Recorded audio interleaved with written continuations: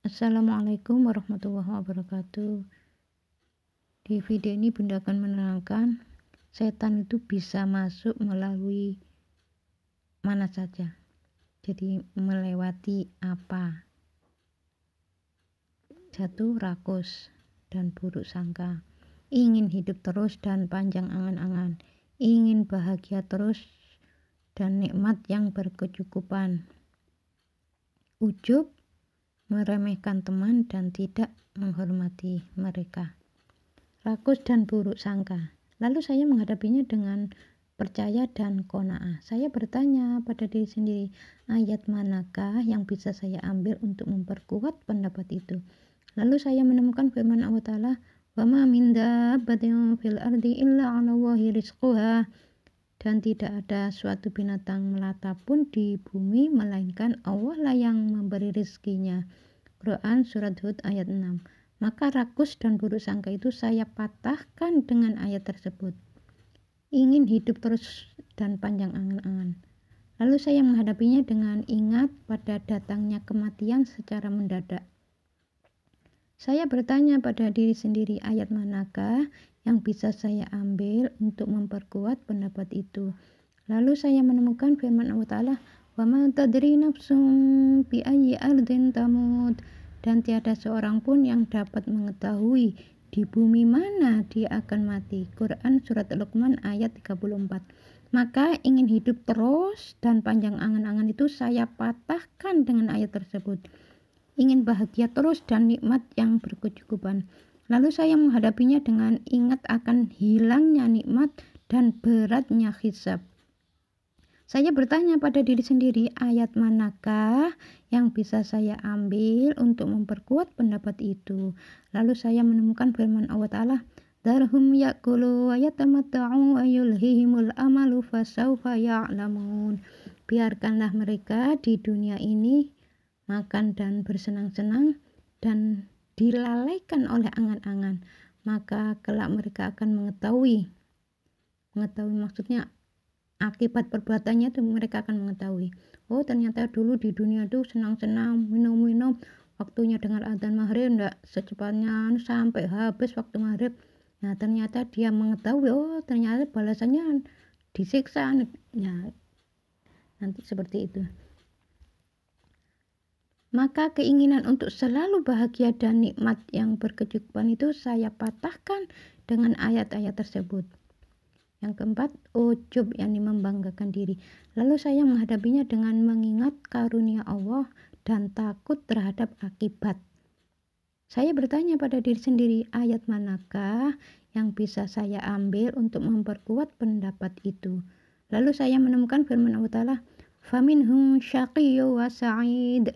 Maka di antara mereka ada orang yang celaka dan ada orang yang berbahagia. Quran surat Hud ayat 105.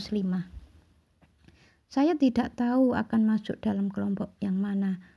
Maka ujub itu saya patahkan dengan ayat tersebut. Yang kelima, meremehkan teman dan tidak menghormati mereka. Lalu saya menghadapinya dengan mengenal hak dan menghormati mereka. Saya bertanya pada diri sendiri, ayat manakah yang bisa saya ambil untuk memperkuat pendapat itu? Lalu saya menemukan firman Allah Ta'ala, walillahil izzatu walirasulihi walil mu'minin.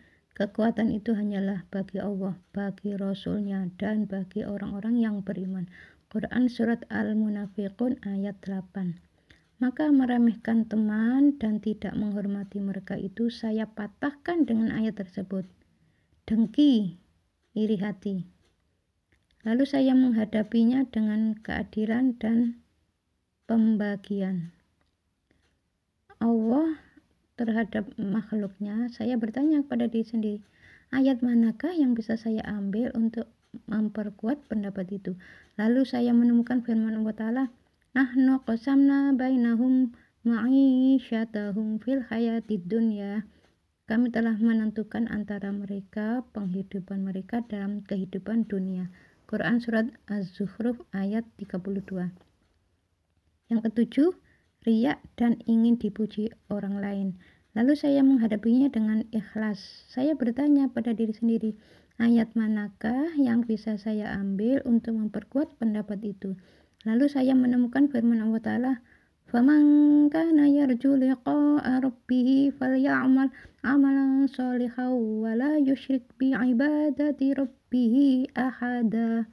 Barang siapa mengharap perjumpaan dengan Tuhannya, maka hendaklah ia mengerjakan amal soleh dan jangan mempersekutukan seseorang pun dalam beribadah kepada Tuhannya. Quran Surat Al-Kahfi. Maka riak dan ingin dipuji orang lain itu saya patahkan dengan ayat tersebut. Yang ke-8, kikir. Lalu saya menghadapinya dengan ingat akan kebinasaan. Apa yang ada di tangan manusia dan kekekalan apa yang ada di sisi Allah. Kemudian saya bertanya pada diri sendiri, ayat manakah yang bisa saya ambil untuk memperkuat pendapat itu.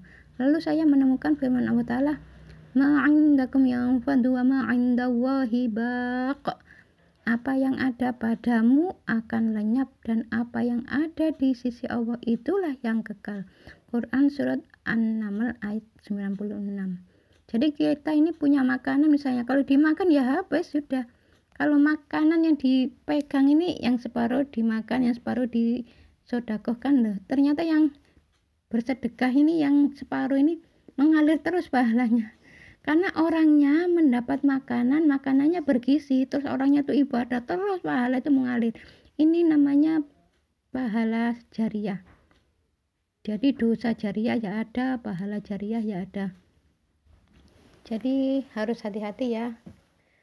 Kalau orang itu komen di media sosial ini kan termasuk ya, orang itu cari pahala ya gampang, cari dosa ya gampang. Dosa jariah ya ada, pahala jariah ya ada, makanya harus hati-hati. Ngomong itu kalau nggak ada manfaatnya, apalagi itu mengundang kebencian orang, saling menghujat, tidak usahlah dimasukkan ya.